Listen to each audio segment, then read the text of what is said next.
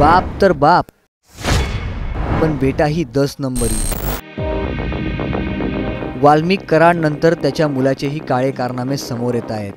बापावर कधी खंडणीचा, कधी गुंडगिरीचा, तर कधी दादागिरीचा आरोप झाला, पण अशातच आता मुलावरही धमकवण्याचा आणि मारहाण करण्याचा आरोप झाला आहे। यावरून बीडमध्ये बाप बेट्यांची मोगलाई होती का? कोण आहे सुशील कराड? त्याच्यावर नेमका आरोप आहे तरी काय? याचाच सविस्तर आढावा या व्हिडिओतून घेणार आहोत।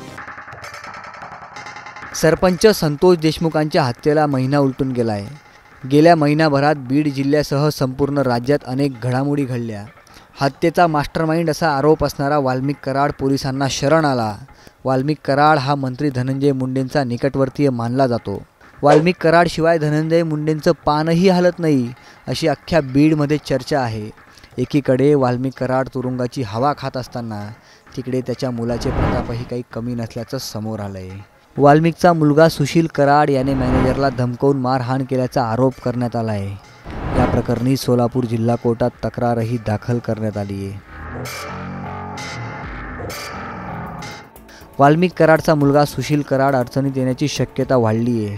सुशील कराडच्या मॅनेजरच्या पत्नीने त्याच्यावर गंभीर आरोप केलेत। सुशीलने मॅनेजरच्या घरात घुसून त्याला बंदुकीचा धाक दाखवल्याचा आरोप आहे।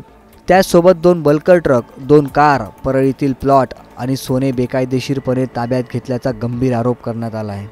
या प्रकरणात सुशील कराडसोबत त्याचे 2 मित्र अनिल मुंडे आणि गोपी गंजेवार यांची नावे पुढे आली आहेत। पीडित महिलेचा पती हा सुशील कराड याच्याकडे काम करायचा। सुशील कराड त्याला नेहमी म्हणायचा की तू इतके पैसे कसे काय कमवलेस, तुझ्याकडे इतक्या गाड्या कुठून आल्या। इतकंच नाही तर सुशीलसह त्याच्या 2 मित्रांनी मॅनेजरचं राहतं घर आणि जागा नावावर करून घेतल्याचा आरोपही करण्यात आला आहे।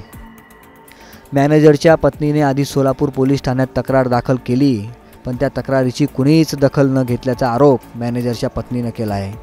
त्यामुळे मॅनेजरच्या पत्नीने आता सोलापूर जिल्हा सत्र न्यायालयात धाव घेतली आहे।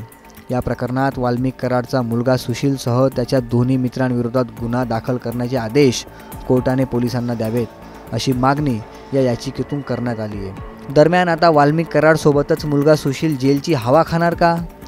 तुम्हाला काय वाटतं? आम्हाला कमेंट करून सांगा।